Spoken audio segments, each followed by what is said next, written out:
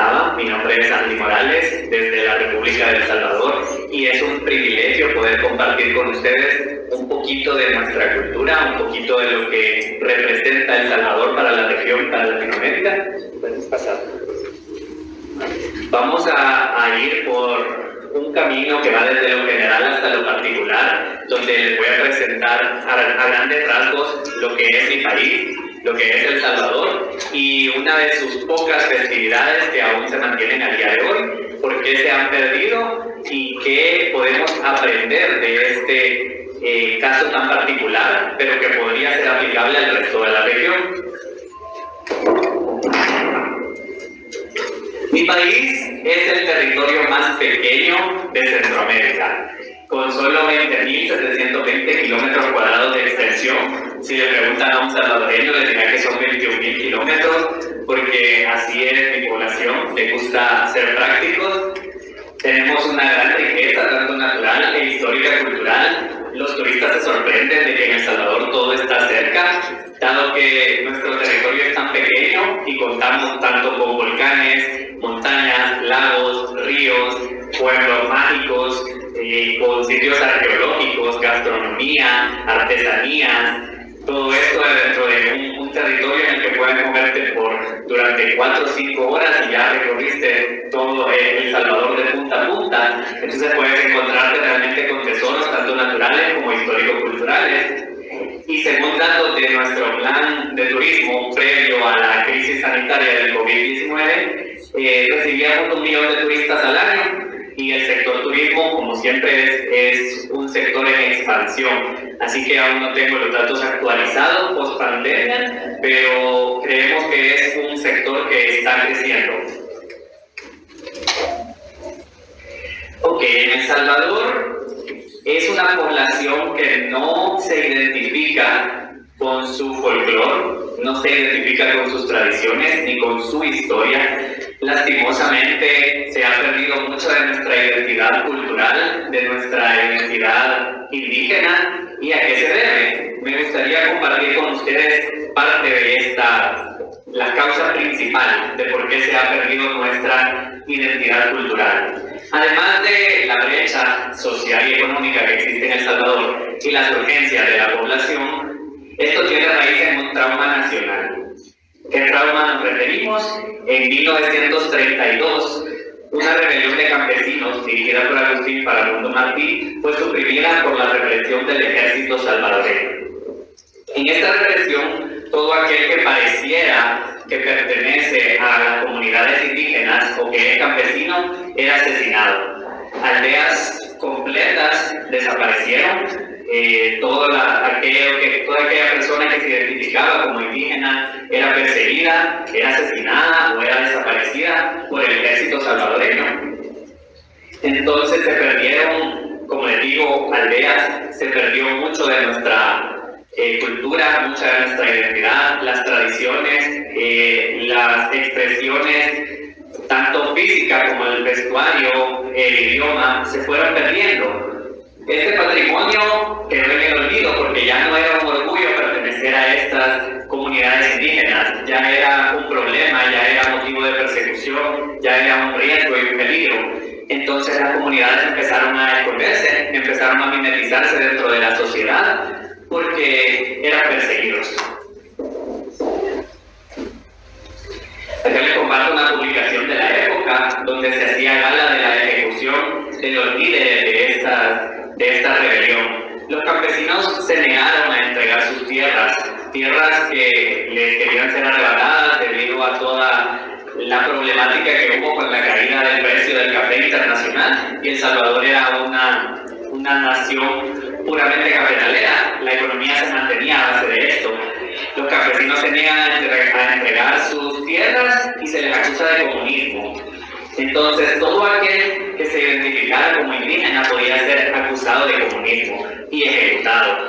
Se calcula que entre 10.000 y 30.000 fueron las personas desaparecidas o asesinadas por el régimen, a pesar de que la milicia solamente aceptó 2.000 personas, pero hay quienes consideran que pudieron ser hasta 35.000.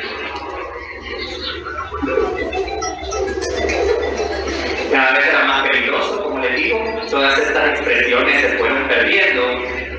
El gobierno asesinaba a todas esas personas, las perseguía, y estos efectos sobrepasaron los límites de la muerte. No era solamente que murieron estas 35.000 personas, como les comento, con ellas murió toda expresión de esta cultura, de estas tradiciones, de estas costumbres. Con ellos se perdió toda expresión cultural precolombina, y El Salvador pasó a ser una población totalmente nueva, que trajo diferentes consecuencias esta represión. ¿Podemos pasar?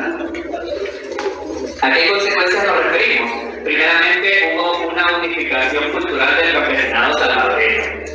El idioma pasó a ser únicamente el español en El Salvador, y la ley y la religión únicamente la católica. Es decir, que todas las expresiones religiosas precolombinas se perdieron. Los idiomas precolombinos se perdieron. También se dio una marginación y pobreza extrema. Se calcula, según datos no actualizados, que el 38% de la población de los descendientes de indígenas vive en pobreza extrema, y más del 60% vive en el umbral de la pobreza, y solo el 0.5% de los descendientes de indígenas pueden cubrir sus necesidades básicas en El Salvador. Según la UNICEF, el idioma náhuatl se encontraba para 2008 en situación crítica. Solo se contabilizaban 200 hablantes de este idioma, y a día de hoy es más difícil encontrar quienes puedan hablar y enseñar este idioma. Por otro lado, el idioma lenca y el cacaopera fueron declarados extintos. Estas eran las 3 comunidades indígenas en El Salvador, y su lengua se perdió. Además, el racismo y la discriminación son 2 situaciones que están latentes en nuestra población, instauradas muchas veces en diferentes momentos históricos por el mismo Estado, porque tras la persecución, tras obligar a los indígenas y a los campesinos a ocultarse, se les empezó a marginar, se les empezó a discriminar, y esto ocurre incluso dentro de las mismas comunidades. Se discrimina a los mayores, a los que aún tratan de conservar alguna tradición. Se niegan, personas que son descendientes de indígenas se niegan a reconocerse como tal, y por lo tanto ha habido una pérdida de costumbres y tradiciones. Sin embargo, como siempre, la vida busca una manera de abrirse camino, y en El Salvador uno de los pocos lugares donde podemos encontrar aún una conexión vagamente con este primitivismo, con estas expresiones culturales, es el pueblo de Panchimalco. Este territorio se ubica a 17 kilómetros de la ciudad capital, bastante cerca, y es curioso que a pesar de la proximidad con el casco urbano más desarrollado de El Salvador, la pureza colonial de este pueblo no se ha visto significativamente contaminada. Aún existen expresiones de los campesinos, aún existe ese patrimonio que ellos tratan de cuidar y de promover. Se ve un pasado colonial. Desde el momento que uno se va acercando a la tierra de Panchimalco, uno puede sentir esa representación del siglo XVIII, del siglo XIX, y esto para el resto de El Salvador es un pasado bastante lejano. Solo pocos pueblos como Panchimalco mantienen aún estas expresiones. Hay una riqueza popular notable, tanto en su gente como en sus construcciones, en su iglesia, que ya es patrimonio cultural de El Salvador, y en sus fiestas, tradiciones y costumbres que aún mantienen, que aún promueven y que aún quieren compartir. De esta combinación entre elementos culturales precolombinos, lo poco que ha quedado, y elementos impuestos por España, por la colonización, nace este festival, el Festival de las Flores y Palmas, que es el ejemplo que ahora quiero compartir con ustedes. Es una popular feria que se da en Panchimalco el segundo domingo de mayo.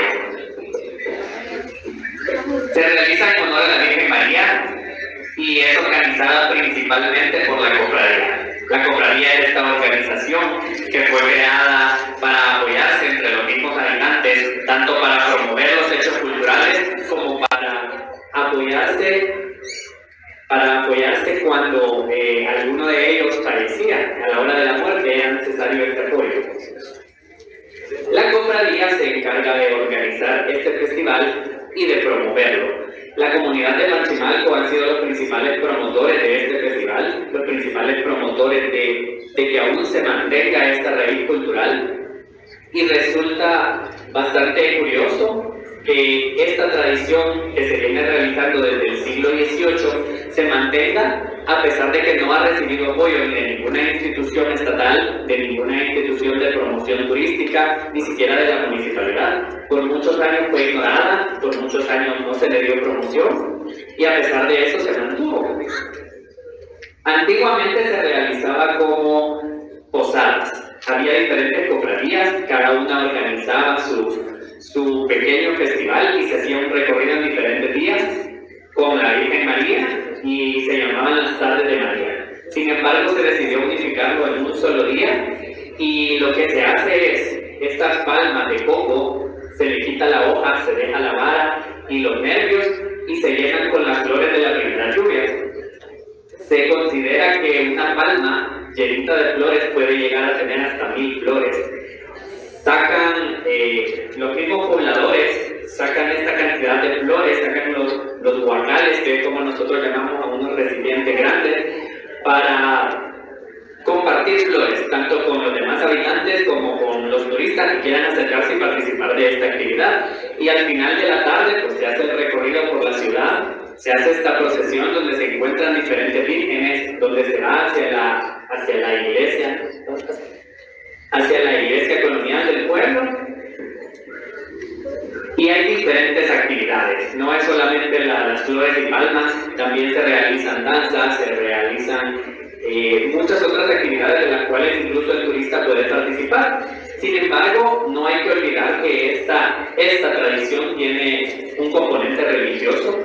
Originalmente las panchas, que es como se llaman a las habitantes de Panchimalco, eran únicamente las habitantes las que cargaban flores y lo hacían por agradecimiento, por alguna promesa o por alguna petición que tenían hacia la Virgen, porque habían dedicado su vida a la Virgen y entonces decidían tanto cargar la imagen como cargar las palmas con flores. Y por otro lado, los hombres eran los que se dedicaban a las expresiones artísticas como la danza.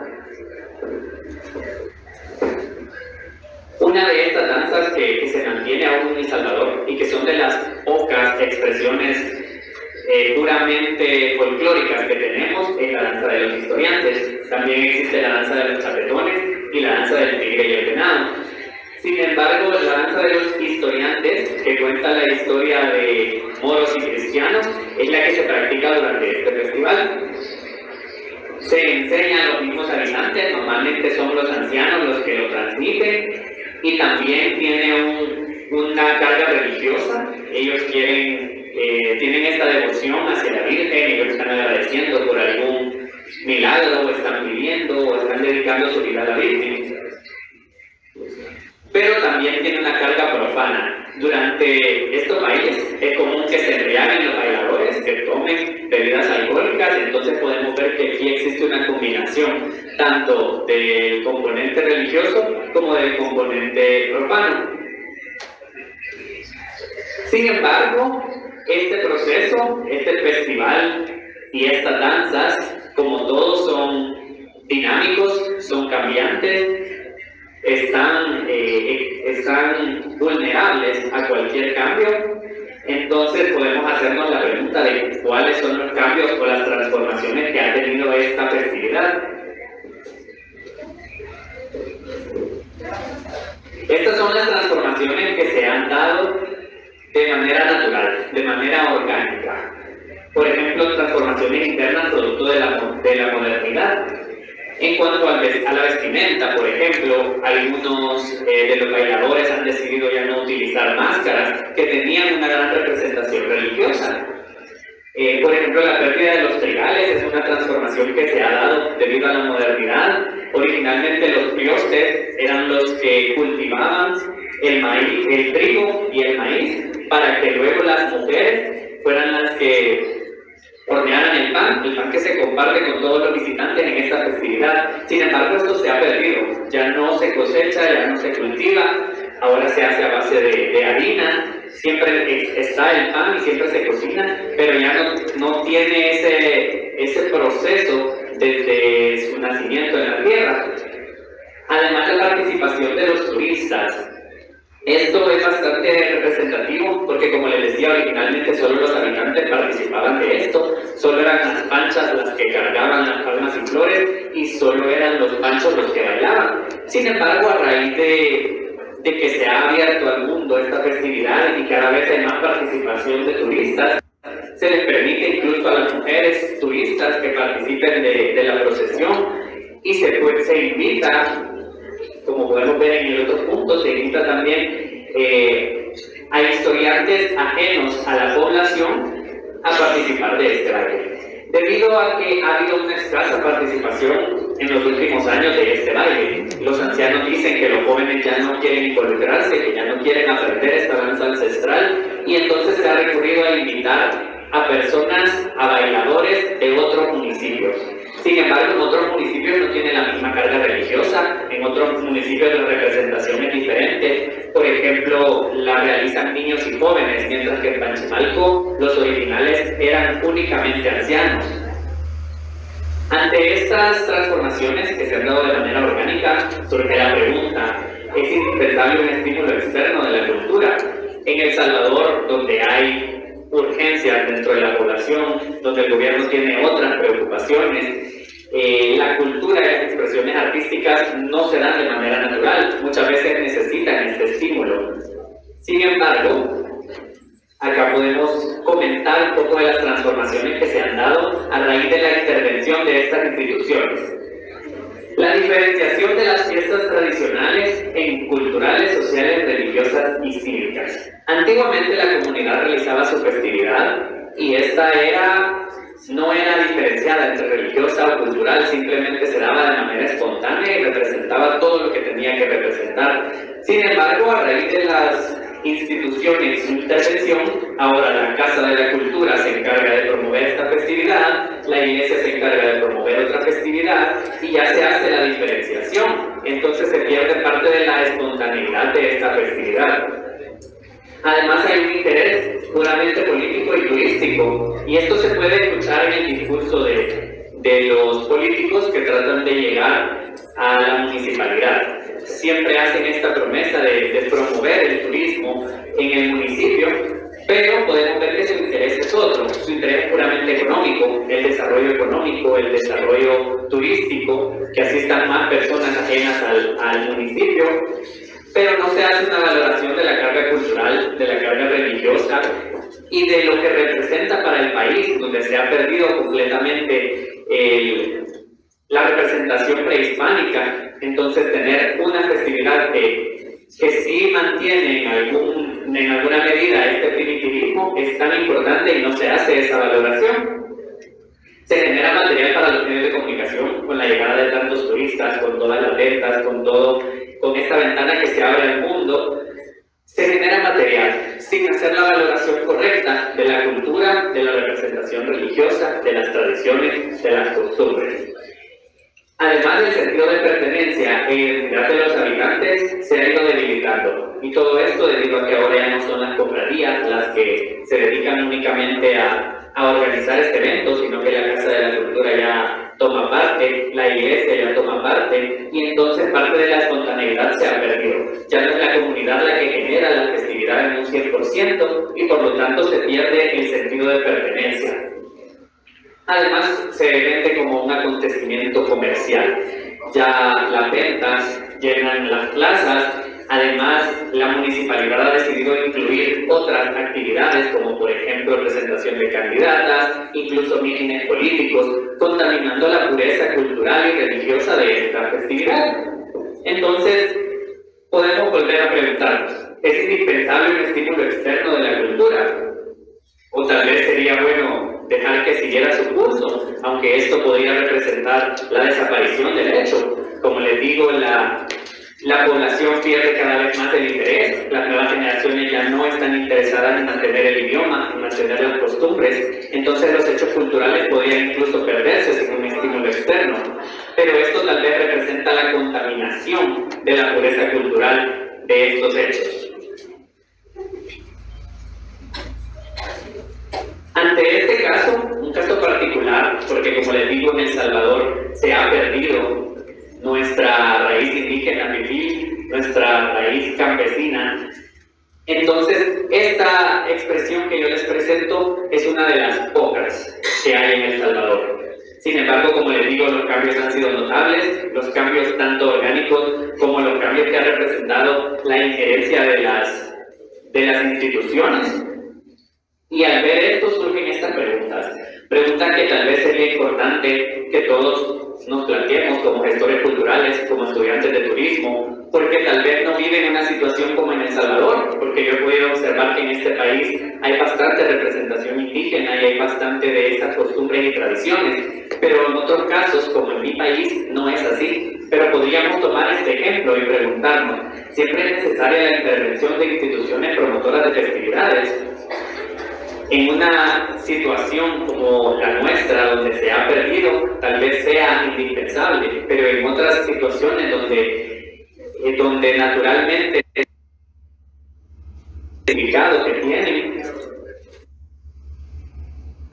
el significado tal vez religioso, el significado para el pueblo indígena, que es protector de todo su patrimonio, o por otro lado se está lucrando a costa de aquellos que han mantenido las tradiciones vivas a lo largo del tiempo.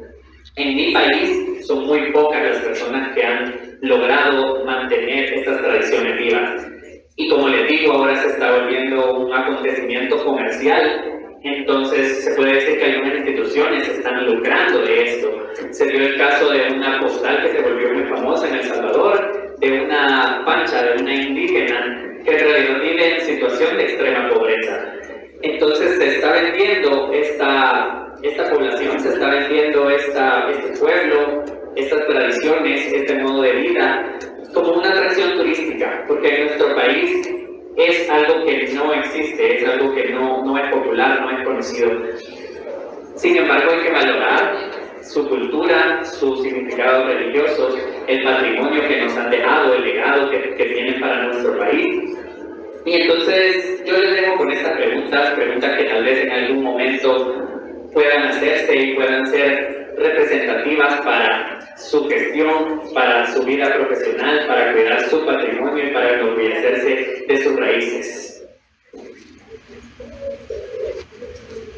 Así que muchas gracias. Mi nombre es Santi Morales, desde El Salvador.